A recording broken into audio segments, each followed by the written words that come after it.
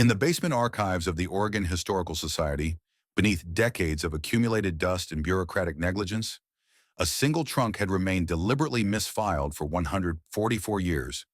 The discovery came purely by accident during a routine digitization project in October 2019, when archivist Jennifer Walsh noticed discrepancies in catalog numbers that led her to a storage room that hadn't been properly inventoried since the 1920s.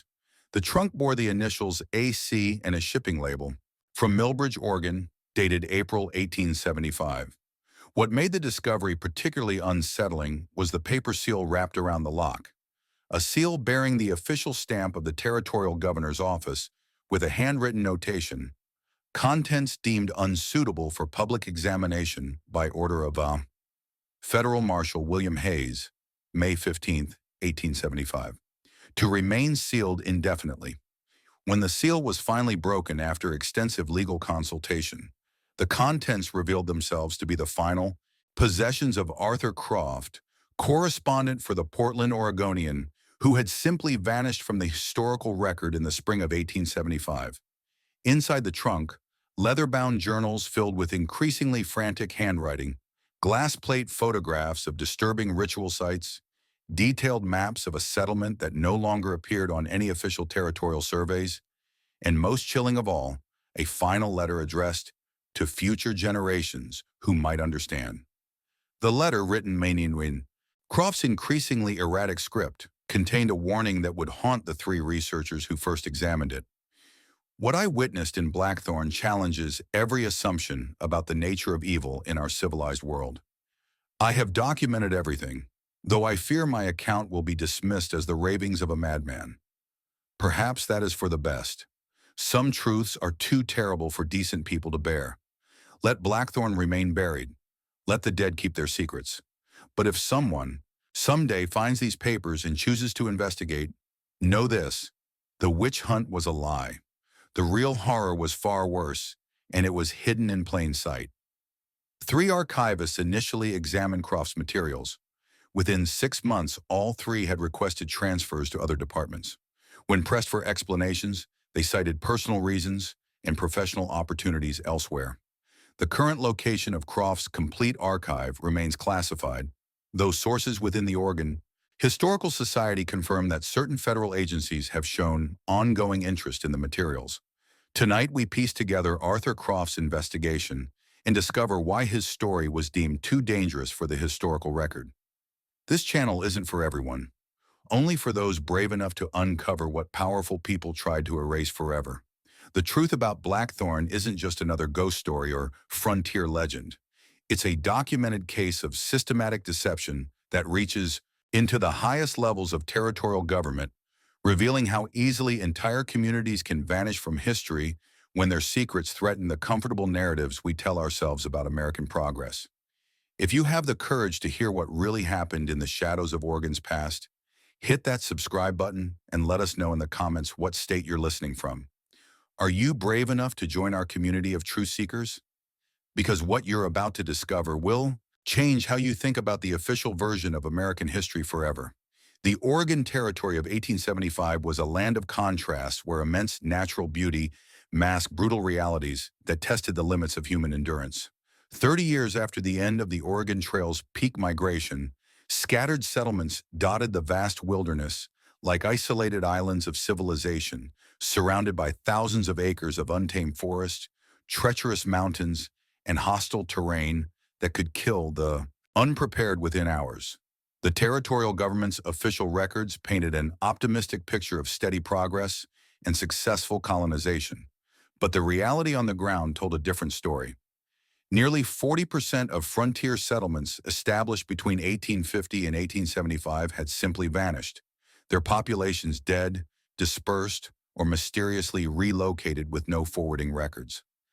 Disease, starvation, Native American conflicts, and environmental disasters regularly wiped entire communities from the map, leaving behind only abandoned buildings and unmarked graves. Religious extremism flourished in this isolated environment where traditional social structures had broken down and desperate people sought meaning in their suffering. Apocalyptic cults, charismatic healers, and self-proclaimed prophets drew followers from communities where conventional medicine failed and traditional authority offered no solutions. The territorial government, understaffed and overwhelmed, often ignored these movements as long as they didn't interfere with commerce or threaten major settlements. Economic desperation drove many communities to increasingly dangerous arrangements. Failed crops, harsh winters, and isolation from major trade routes pushed settlements to the edge of survival, where moral considerations became secondary to basic survival. Local historians have documented numerous cases of communities that suddenly achieved mysterious prosperity after years of struggle, though the sources of their new wealth were rarely questioned by territorial authorities, more concerned with tax revenue than investigation. Into this harsh landscape came Arthur Croft, a 29-year-old journalist whose reputation for thorough investigation had earned him assignments covering the human stories behind Oregon's frontier development. Born in Massachusetts and educated at Harvard before heading west in search of adventure and opportunity, Croft possessed both the intellectual sophistication to understand complex social dynamics and the physical resilience necessary for frontier travel. The Portland Oregonian had assigned Croft to write a series of articles about successful pioneer communities, positive stories that would encourage further migration and investment in territorial development. His editor, Samuel Morrison, specifically wanted uplifting accounts that would counter the negative publicity generated by recent reports of failed settlements and Indian conflicts. "Find us some good news, Arthur," Morrison had written in his assignment letter. "Show readers that civilization is taking root and prospering in our territory." Blackthorne had been recommended to Morrison by territorial officials as an ideal subject for this type of positive coverage. Located in a remote valley 15 miles inland from the coastal settlement of Millbridge, Blackthorne represented exactly the kind of success story the territorial government wanted to promote. Founded in 1863 by a group of devout settlers seeking religious freedom, the community had reportedly achieved remarkable prosperity despite its isolation and the challenging conditions that had destroyed so many similar settlements. What made Blackthorne particularly interesting to territorial boosters was its reputation for social harmony and innovative approaches to frontier challenges. Unlike many settlements plagued by internal conflicts, drunkenness, and violence, Blackthorne was described as a model of Christian virtue where cooperation and mutual support had created a thriving community. Reports reaching Portland spoke of abundant harvests, successful trade relationships, and most remarkably, the complete absence of the social problems that typically plagued frontier settlements. The community's unofficial leader was a woman named Elara Vance, described in territorial correspondence as a gifted healer whose herbal remedies and spiritual guidance had transformed Blackthorne from a struggling outpost into a beacon of frontier success. Her reputation extended throughout the region, with families traveling hundreds of miles to seek her help for problems that conventional medicine couldn't address. Territorial officials viewed her influence as a stabilizing force that could serve as a model for other struggling communities. Arthur Croft arrived in Millbridge on a crisp morning in March 1875, his saddlebags packed with notebooks, photographic equipment, and enough supplies for several weeks of investigation. The coastal settlement served as the nearest connection point to Blackthorne, though the 15-mile journey through dense forest required local guides familiar with hunting trails that weren't marked on any official maps. Croft's initial impressions, recorded in his early journal entries, reflected the optimism of a professional journalist expecting to write a straightforward success story. "Millbridge presents the typical appearance of a frontier trading post," he wrote on March 15th. "Rough but honest people engaged in the hard work of building civilization from wilderness." Local residents speak of Blackthorne with genuine admiration, describing it as a community where Christian principles have created material prosperity and social harmony unlike anything they've witnessed in other settlements. The guide arranged for Croft's journey to Blackthorne was a local trapper named Jacob Morrison, a weathered man in his 50s whose knowledge of the regional terrain was considered unmatched. Morrison's attitude toward Blackthorne intrigued Croft from the beginning.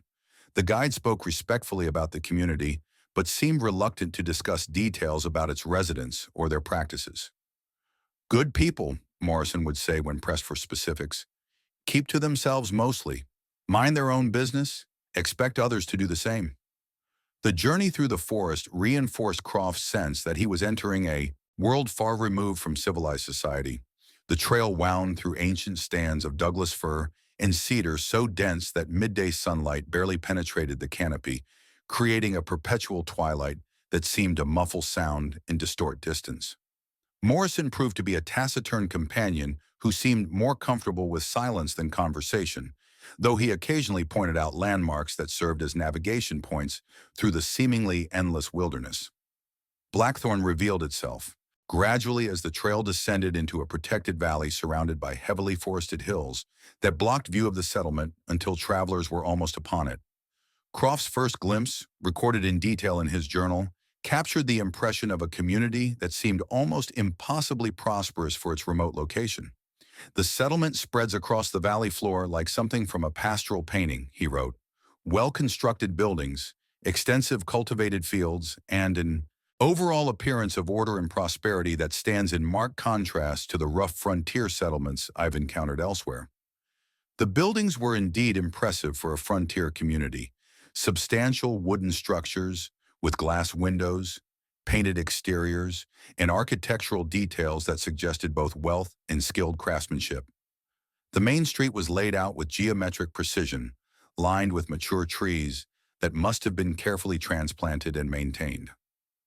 Most striking of all was the evident abundance: well-fed livestock, extensive vegetable gardens, and store buildings that appeared to be well-stocked with goods that would be luxuries in most frontier settlements.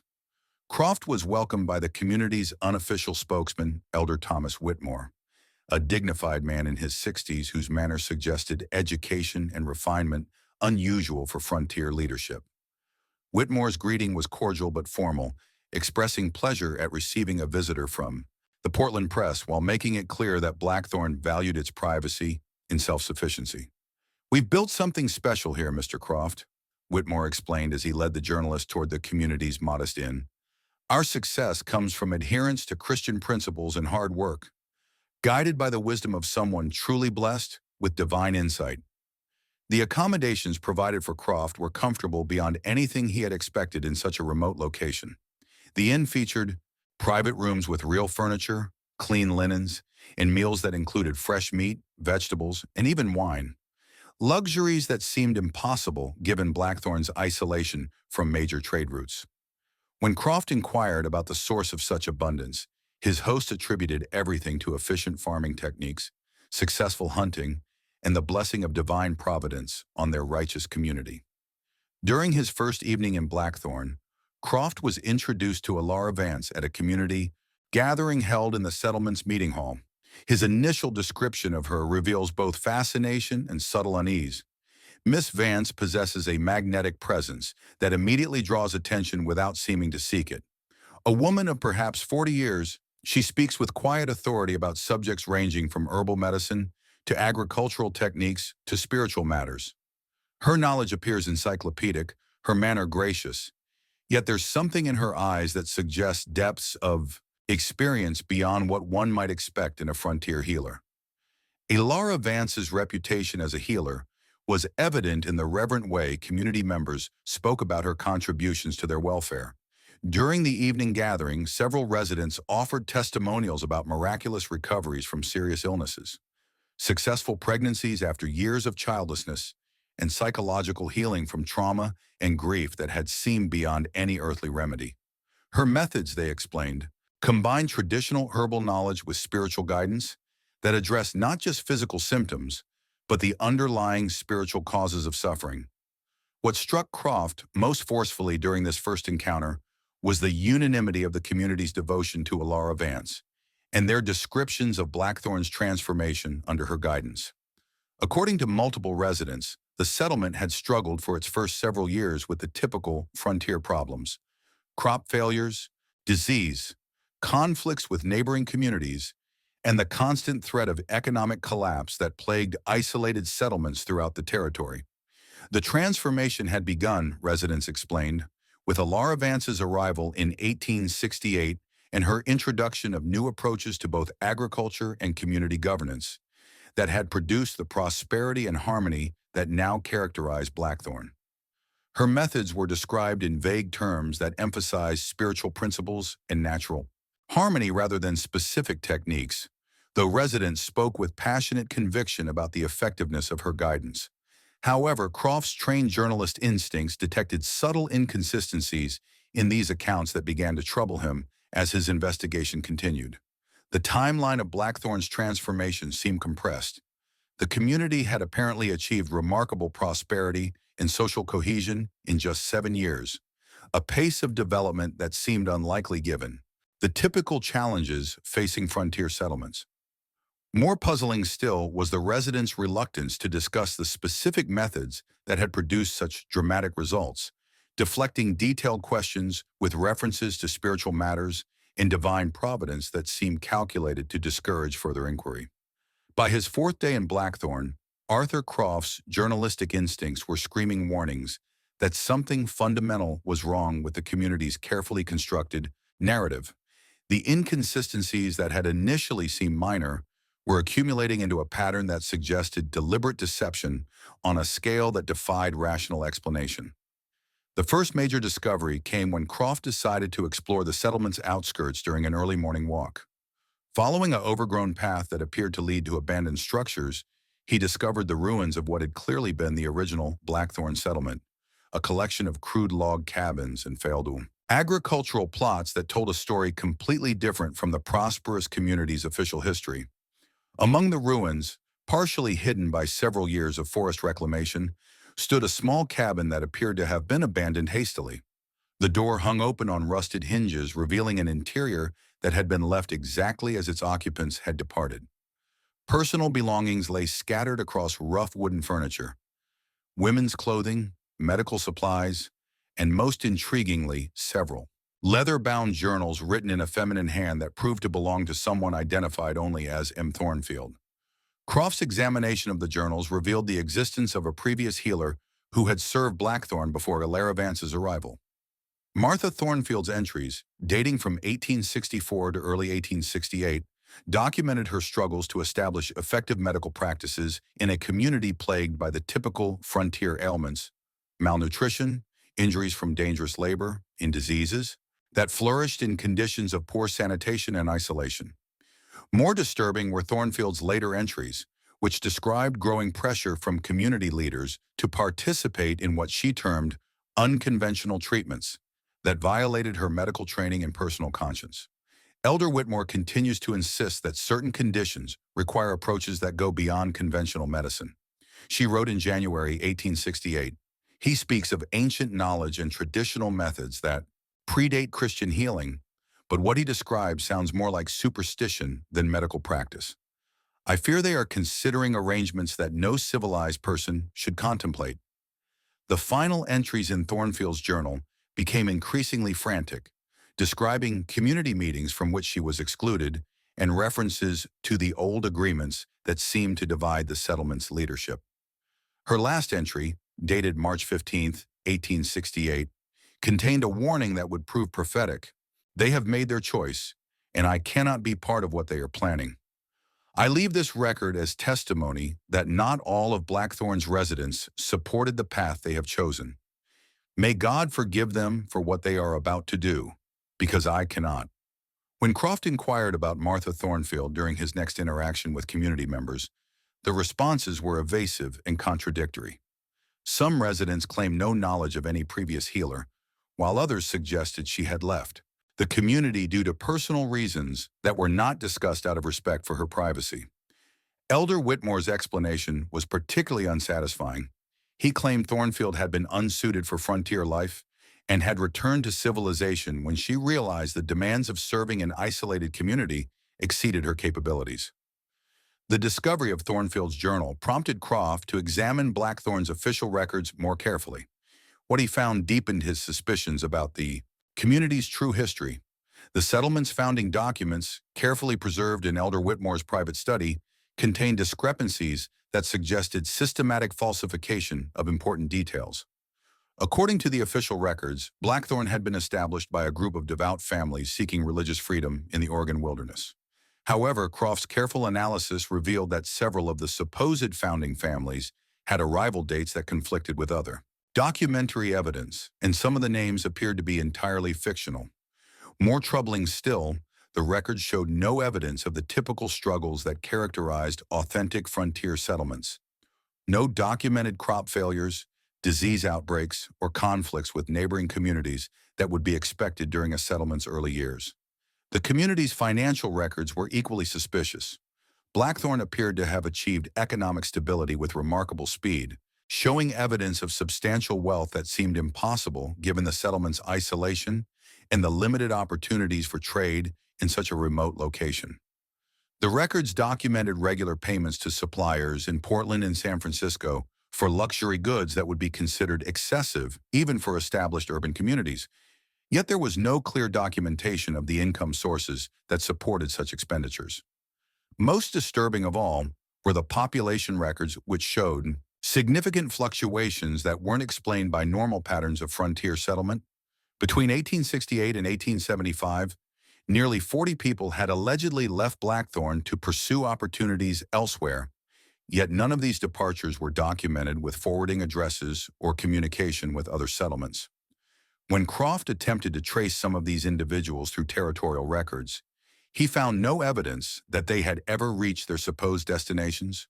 The community's burial records presented another puzzle.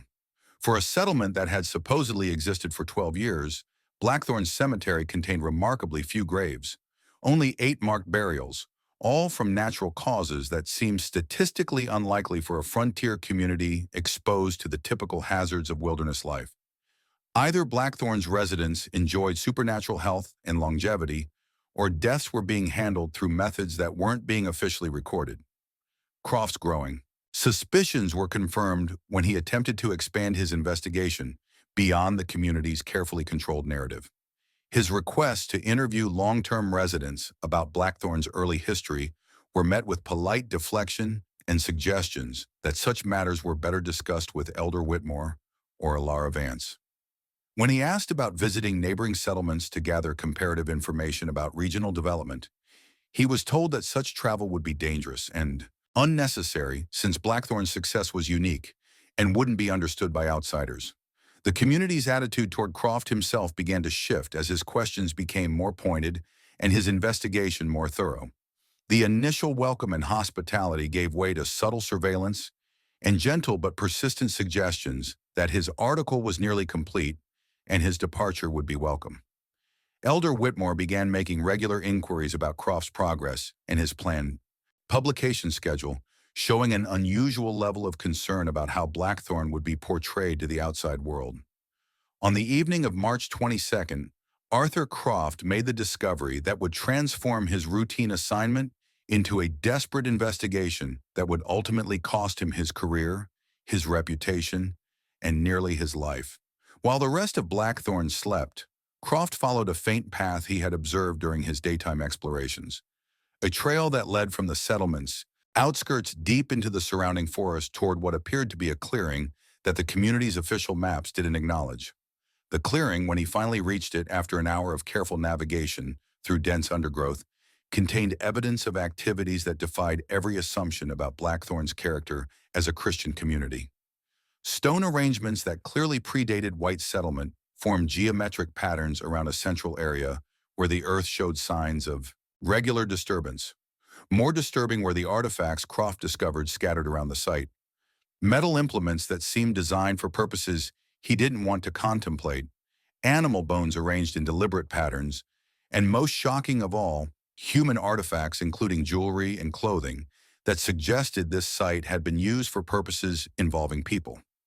Croft's photographic documentation of the site, later found among his seized materials, showed evidence of ongoing use that contradicted any possibility that these were simply archaeological remnants from the area's pre-settlement history. Recent footprints, fresh tool marks on the stone arrangements, and organic materials that hadn't had time to decompose indicated that the site remained active and was visited regularly by people who knew exactly what they were doing. The discovery prompted Croft to reconsider everything he had observed about Blackthorne with new understanding. The community's prosperity, social, Harmony and unusual success began to look less like evidence of superior organization and more like the results of arrangements that no civilized person would consider. His subsequent investigation revealed a pattern of evidence that painted a picture of systematic deception designed to hide activities that would horrify anyone outside the community's inner circle. Hidden in Elder Whitmore's private study, Croft discovered correspondence that revealed the true nature of Blackthorne's transformation.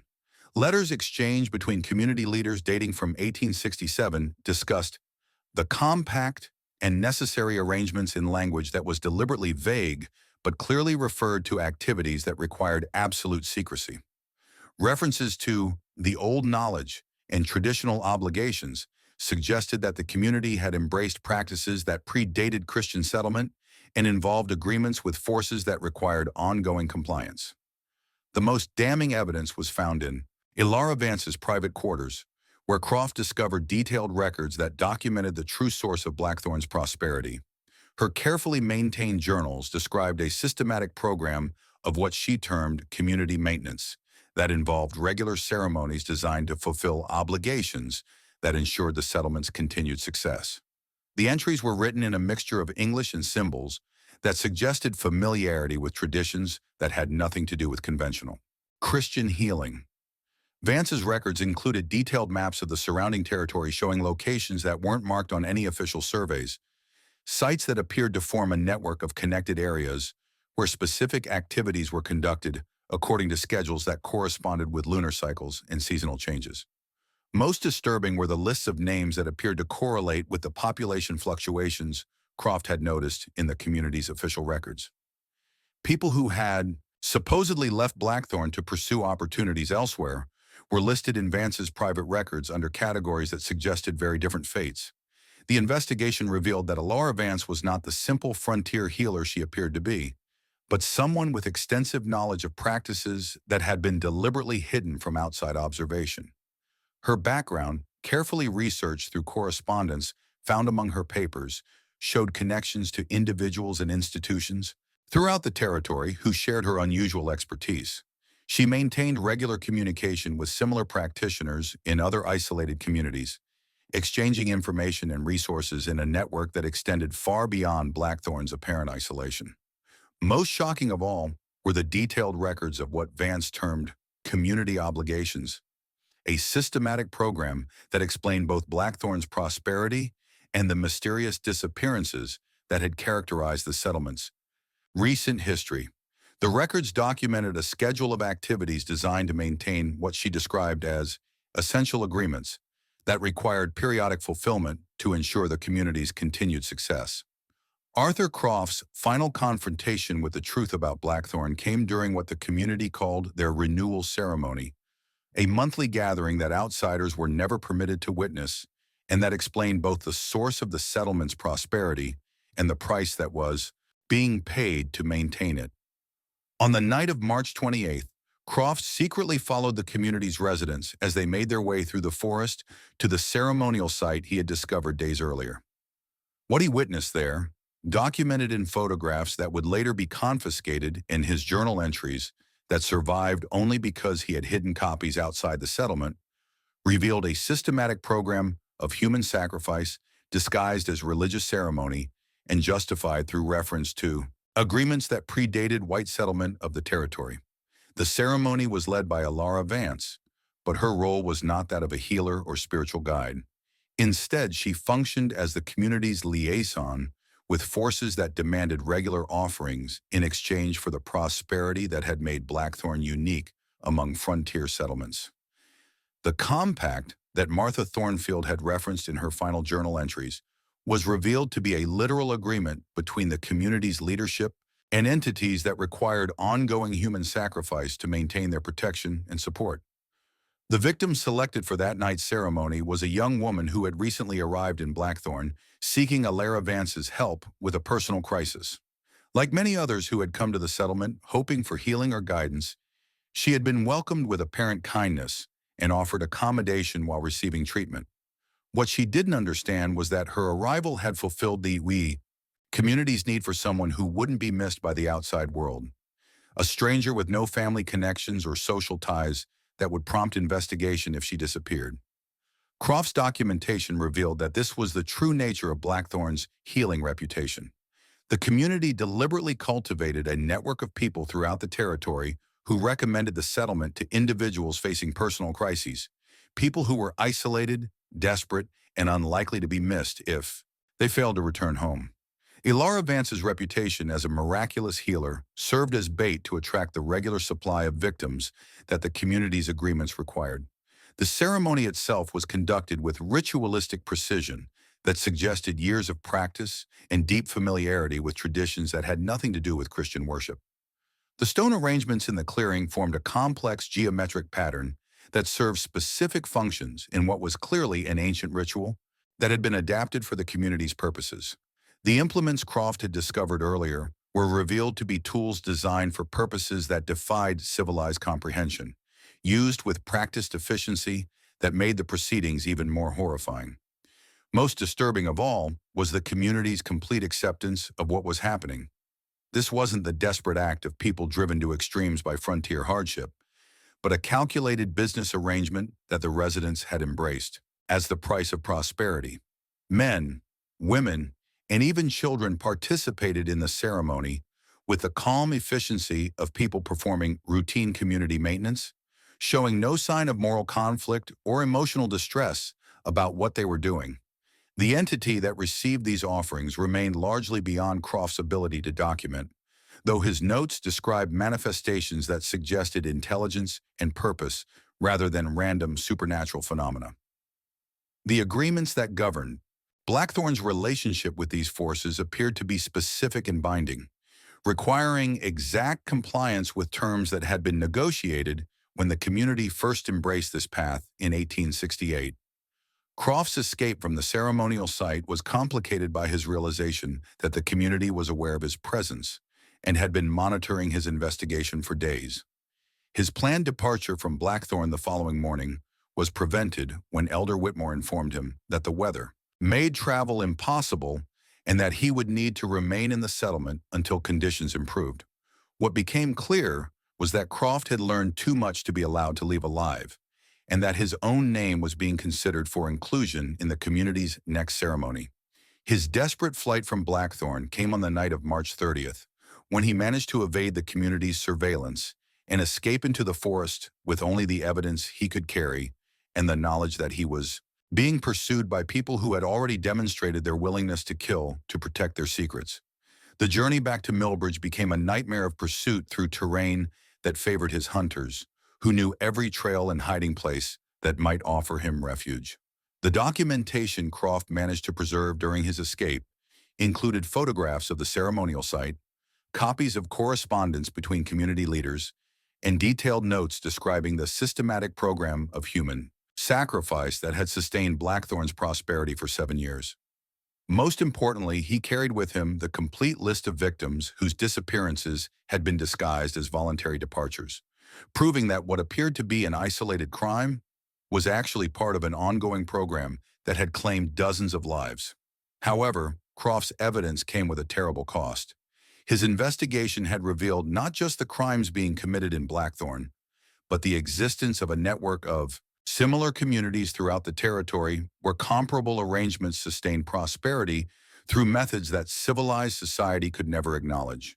The implications of what he had discovered threatened not just individual criminals, but an entire system of territorial development that depended on maintaining ignorance about the true cost of frontier success. Arthur Croft reached Portland on April 4th, 1875, in a state of physical and mental exhaustion that his colleagues at the Portland Oregonian initially attributed to the hardships of frontier travel. His appearance, gaunt, wild-eyed, and speaking in frantic whispers about human sacrifice and territorial conspiracies, seemed to confirm their assumption that he had suffered some kind of breakdown during his assignment. Samuel Morrison, Croft's editor, listened with growing alarm as his normally reliable correspondent described scenes that belonged in Gothic novels rather than legitimate journalism. The detailed evidence Croft presented, photographs of ritual sites, correspondence between community leaders, and meticulous documentation of systematic murder, was too specific and comprehensive to be dismissed as hallucination, yet too horrific to be accepted as factual reporting. Morrison's initial response was to demand verification of Croft's claims through independent investigation. However, when territorial authorities were contacted about sending officials to examine Blackthorne, the response was swift and decisive. Federal Marshal William Hayes personally visited the Oregonian offices on April 8th with instructions that Croft's investigation was to be terminated immediately, and all materials related to Blackthorne were to be surrendered to federal custody. The official explanation was that Croft had stumbled into ongoing federal investigation of suspected Indian troubles in the region, and that his amateur interference had compromised sensitive operations designed to maintain peace with local tribes. Marshal Hayes explained that Blackthorne was under federal protection as part of negotiations with Native American leaders, and that any publicity about the settlement could trigger conflicts that would endanger territorial stability. Morrison, despite his reservations, was forced to comply with federal demands. Croft's photographs, journal notes, and copies of documents were confiscated under threat of prosecution for interfering with federal law enforcement. The Oregonian was prohibited from publishing any material related to Blackthorne, and Croft himself was ordered to remain silent about his discoveries pending completion of the federal investigation. However, Morrison's private correspondence, discovered decades later among his personal papers, revealed his growing suspicion that the federal intervention was designed to suppress rather than investigate Croft's findings. Letters exchanged with contacts in Washington, D.C. indicated that no official federal investigation of Blackthorne existed, and that Marshal Hayes was acting under orders that originated from sources outside normal law enforcement channels. The systematic destruction of Croft's credibility began within days of the federal intervention. Stories began circulating throughout Portland's journalism community, suggesting that Croft had suffered a mental breakdown during his frontier assignment, possibly triggered by isolation and exposure to harsh conditions. Colleagues who had previously respected his professionalism were encouraged to reinterpret his recent behavior as evidence of psychological instability rather than legitimate investigative reporting. Dr. Edmund Cartwright, a prominent Portland physician with connections to territorial government officials, provided medical testimony supporting claims that Croft was suffering from frontier madness, a condition supposedly common among civilized individuals exposed to prolonged isolation in wilderness conditions. Cartwright's diagnosis conveniently explained Croft's disturbing claims as symptoms of psychological disorder rather than evidence of actual crimes. When Croft attempted to continue his investigation independently, he discovered that his access to official records had been quietly revoked, and his contacts within territorial government were no longer willing to provide information or assistance. His reputation within Portland's journalism community had been so thoroughly damaged that no other newspaper would consider employing him, effectively ending his career and eliminating his platform for exposing what he had discovered. The final stage of the cover-up came when Croft was involuntarily committed to the Oregon State Hospital for treatment of what Dr. Cartwright described as chronic delusions and paranoid fixations that made him a danger to himself and others. The commitment was arranged through legal procedures that prevented Croft from challenging his diagnosis or demanding independent medical evaluation. Arthur Croft spent the remaining 18 months of his life confined in the Oregon State Hospital, where his continued insistence on the truth of his Blackthorne discoveries was treated as evidence of persistent mental illness. His death in October 1876, officially attributed to complications from pneumonia, occurred under circumstances that hospital staff described as peaceful, but that left no opportunity for final testimony or deathbed revelations.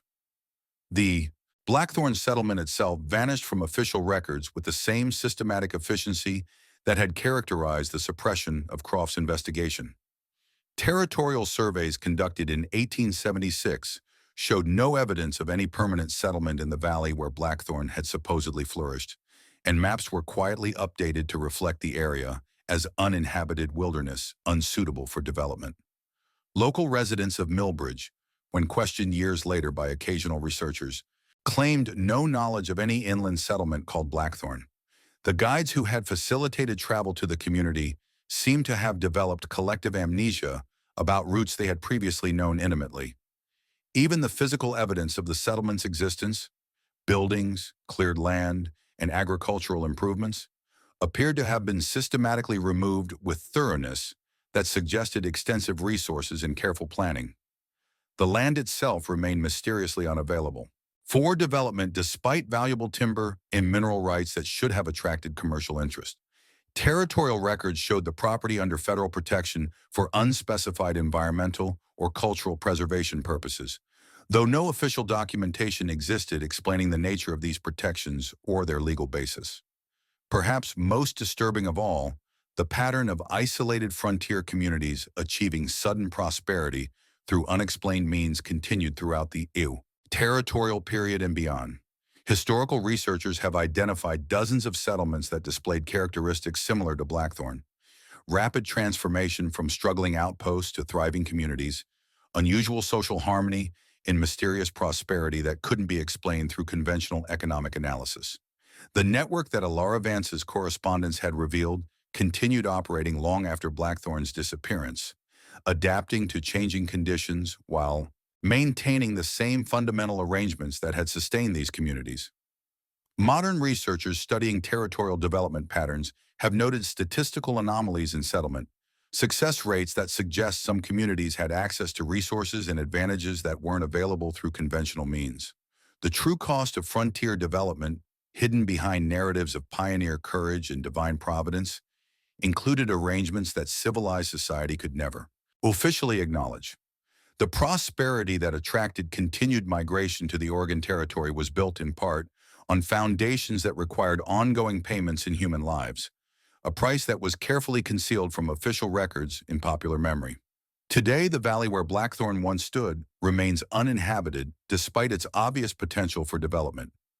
Local authorities cite environmental regulations and geological instability as reasons for restricting access, though detailed.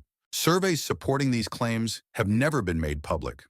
Hikers who venture into the area report feeling unwelcome and experiencing disorientation that makes navigation difficult even with modern equipment.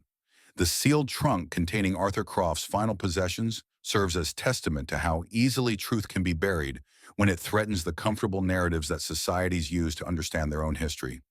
The fact that his evidence remained hidden for 144 years demonstrates the effectiveness of systematic suppression when conducted by people with sufficient resources and motivation to rewrite reality. How many other sealed trunks lie waiting in forgotten archives? How many other witch hunts and Indian troubles were manufactured to hide something far worse? The shadows of our history hold truths that powerful people tried to erase forever. Truths about the real price of the prosperity and progress we celebrate as evidence of our civilization's virtue. The case of Blackthorne forces us to confront uncomfortable questions about the foundations of American development and the methods used to transform wilderness into civilization. Perhaps some truths are too terrible for decent people to bear, but perhaps the greater danger lies in our willingness to embrace ignorance when knowledge threatens our cherished beliefs about who we are and how we built the world we inherited. Are we brave enough to keep looking, or will we choose the comfort of sealed trunks and buried archives, trusting that some secrets are better left undisturbed?